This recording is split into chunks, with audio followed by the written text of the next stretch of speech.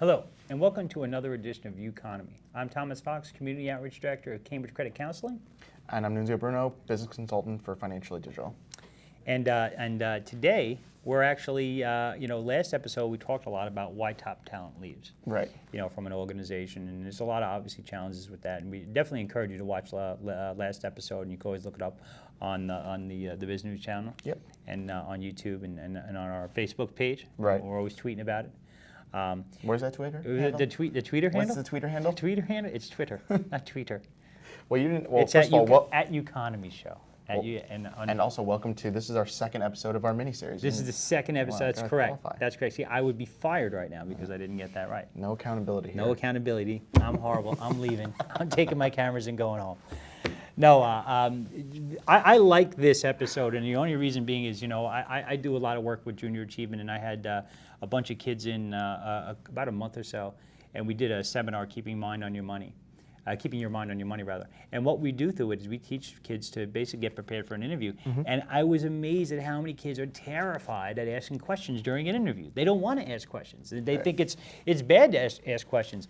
Meanwhile, I see the opposite about that. I mean, when you're going for a job, and listen, not for nothing, I've worked a lot of places, I know a lot of people, and I hear a lot of the same thing. I hate my job. I hate my job. I hate my job. There's a reason for that. People jump at an opportunity. They don't necessarily take the time to examine if that opportunity is good for them. Right. A lot of times I met a girl over the weekend and we were chatting about it. She's very smart, but she threw me off a little bit with just her only reason for going to school. I want to make the big bucks. I want to make the money. Okay, but do you know what you're getting into? Nope, I don't know anything about the career. Doesn't matter. I just want the finer things. I just want the money. Yeah. Listen, you can work towards those things, and everybody's values and everything is completely different. Understandable. But if you've got to spend, I don't know, maybe 40 hours a week at your job, maybe 52 plus. Weeks a year, you're there a lot. If just imagine the thing you hate most and doing that 40 hours a week. That doesn't seem very appealing at all. But if you're passionate about what you're doing, if you really care about what you're doing, it doesn't feel like work. And by the time you look, you may get it in the morning, have a cup of coffee, and by the time you look up, it's 5 minutes to quitting time. Right. Only because you really enjoy what you're doing. But there's ways to find that out, and the ways to do that is to ask questions during the interview. Right, and again, the interview process is not just about whether they're looking to see if you're a right fit for the job. You should be asking questions to see if you're a right fit for their community, because you're essentially joining a community when you enter a new work environment. And we have some different categories that we found of questions you should be asking. The first ones basically start with determining if you're the right fit for that place. Yeah, that's largely the basis of it, and there's a couple ways to do it. There's some safe questions that we saw, which we thought it's kind of interesting as well. Safe questions. Because they're safe questions because they don't really get any really type of meaningful results. But that seemed to be said from the opposite end of it too. People ask you, where do you see yourself in 5 years? I see myself drinking at a Hooters, passed out in the gutter. No one says that because no one wants to be doing that. But everyone's going to answer, I see myself doing the next thing in life. What would you like me to do? Yeah, right. Being a manager here, yeah, no one your next gives batch you of employees. the right answer. So those safe questions are very difficult. However, when you ask questions that are directing someone to specific answers, it's a lot different. Right. And one of the ones I thought I liked, and these are some of the questions you can ask during an interview is, how receptive are you to feedback from your employees when you do something they disagree with? Now I find that to be important because now it forces that individual. And again, if you're someone that, and we're seasoned a little bit, so we tend to watch body language and things like that. But you can see somebody get uncomfortable. Well, I'm very open-minded. And they start closing themselves off. You see when someone's, hey, listen, if someone gives me a good idea, or if I make him, Jamie Dimon, is that his name? Jamie, the guy who runs Citigroup. What was that company? It just lost like it was $2 billion and $9 billion. JP Morgan. But his name is Jamie Dimon or something like that. I think you may be close. The point being is they made a huge error in the way that they were investing their monies, and he came right out. I said, you know what? I made a mistake, and I'm really trying to work at it.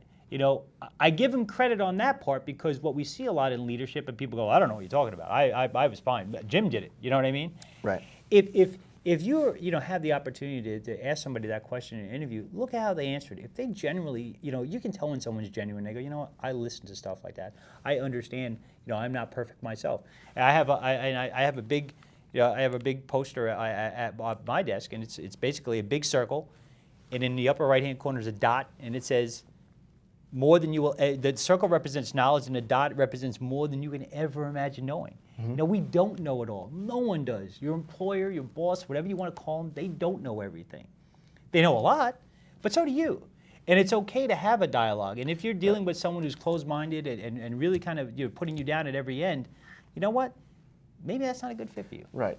And again, just to even a little bit more to that is, if you're in an environment where they might stifle creativity. Oh, well, if you disagree with it, well, this is the way we do things.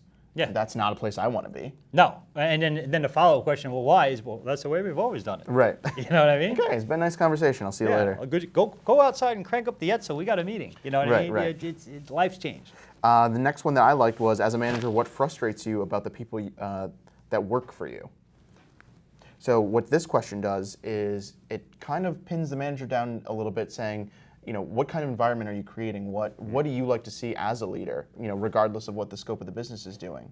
And to see what kind of quirks they have, If they're going to be the kind of manager that's maybe a little old school and says, well, I like to see everyone in their seats for 100 hours a week and everyone with their nose to the grindstone, but it's a web design firm, you're going, I'll disconnect in how this place is run.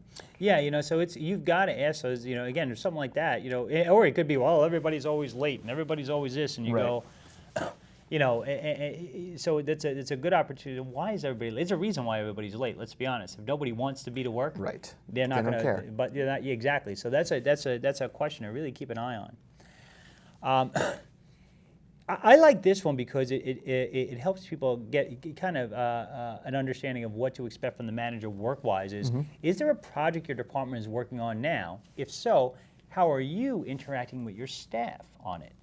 And I think this comes out either to, are you micromanaging the process? Well, I work with them very diligently, 8 hours a day. I'm at their desk, and or do you even know what they're doing? Or just said, okay, here you go. That's a project. See me in 3 weeks.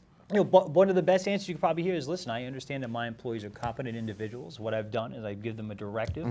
We've all, I work with them throughout the meetings. I'm very hands-on when needed, but my staff, these are the people. And let's be honest. In most projects, it's not, it's not the presidents of most companies that are out there going, all right, let me roll up my sleeves. I got to build a house over here. Yo, send me the wood. I'm gonna, and some nails. I'll put it together. It's the people. Right. And again, and a good leader knows that your people are competent. Because if they're not competent, then you got to get rid of them anyway. Yep. So you need to build a good team, and a good team basically can run themselves. And kind of piggybacking on that, another question is, can you give me an example of how you work collaboratively with other departments? Yeah, awesome. So, you might have differing views of what collaboration looks like. Is it, always working together, always seeking feedback, or is it, finding times, strategic times to set up meetings where you gather people? Are those times being used efficiently? Or is collaboratively just a word on a piece of paper that says, our department works together, but everyone just sits in their own cubicle for, 40 hours a week? Yeah, and you might get somebody who's very frank in the situation and says, I hate working with other departments. They're always this and they're always that. And, that always reminds them of the old, well, you don't blame me, it's everybody else. Right. You know what I mean? And again, this comes back to accountability. As individuals like ourselves, as you and I, we set accountability for ourselves. And sometimes we're good, sometimes we, whatever. We do our best.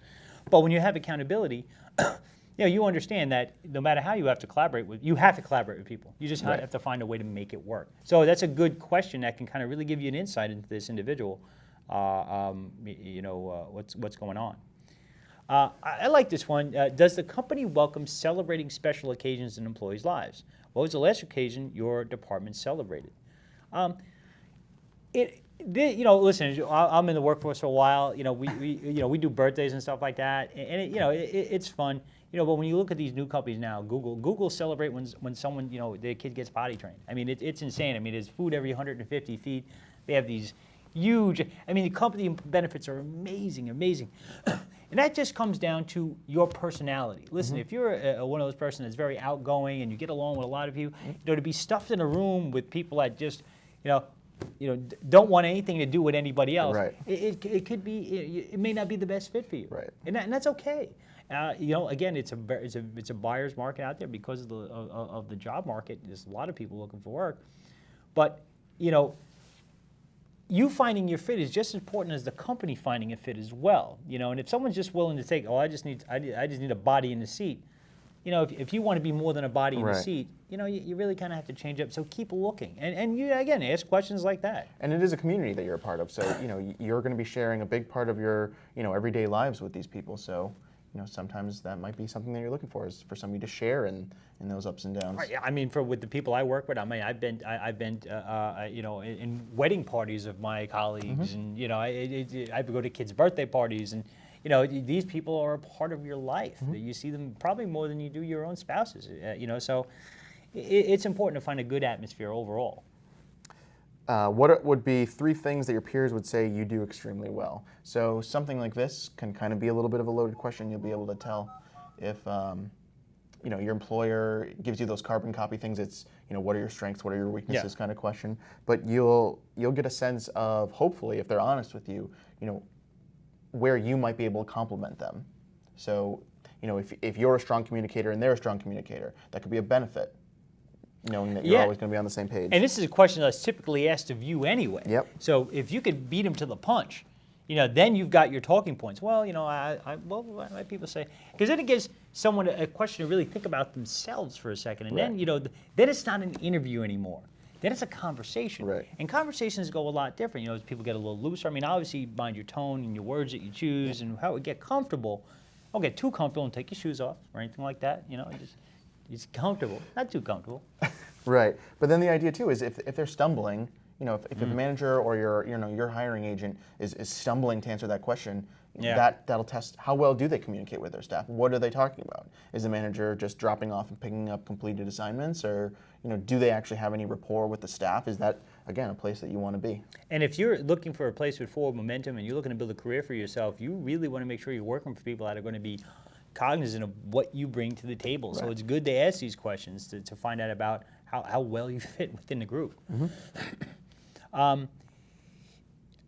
This one is kind of interesting. I understand the company has a formal recognition program. However, what type of recognition have you recently given to one of your staff? We see Employee of the Month and things like that. Some places don't do that. Some places do. It really all depends, but some companies are pretty innovative too. I've seen companies give organizations, hey, you did a great job. They give someone a weekend getaway and whatnot for their family and everything like that. Yeah, it costs a couple of bucks, but your employees are an investment in your future. The more you take care of your investment, like anything else, the more it's going to pay in the end. So yeah, it could cost you short money, a couple $100 to send a family away for the weekend. But if this guy was Employee of the Month because you increased his sales or whatever have you, that's a very powerful thing. And again, those dividends pay off in time. Hey, do you remember last year when 2 months ago when I was Employee of the Month? How great was that? We went away. Right. Yeah, I want to be Employee of the Month now. I want to work harder. Exactly. And they all want that. So again, everybody benefits. Well, Lindsay, I'll let you get the last one before we close out our show right here. All right. So one of my favorites was, what are the 3 main factors you'd be using to determine the right person for this job? So that is just, you're cutting straight to the point. You're saying, okay, well, thank you for the interview, but what are you looking for? What kind of strengths are you looking for? How can I continue to frame this conversation in a way that will show you that I'm the resource that you're looking for? And I would add on that we always recommend that you send a thank you letter or a follow-up letter. Me personally, I would ask that one toward the end. Right. And I would use that in my messaging back. Hey, it was great meeting with you. Had a great conversation. I'm really excited that you look for these particular traits in people. I think that you've learned that I have them through this, and this. You're always selling yourself. Well, hey, listen. Thank you very much. Hopefully, you've tuned into both episodes of our employment special. We'll have more information like this as we go forward. But also, too, if you ever looking for any kind of topics for us to discuss, by all means, visit us on Facebook. Yeah. Look at Uconomy Show. Leave us a post on our wall. What do you want us to talk about? We'll be glad to. And don't just jump ship because you think the grass is greener, because you might be miserable. Always got to do your research. Always do your research. Well, listen, thanks a lot again for watching. All right, we'll see you next time. See you next time.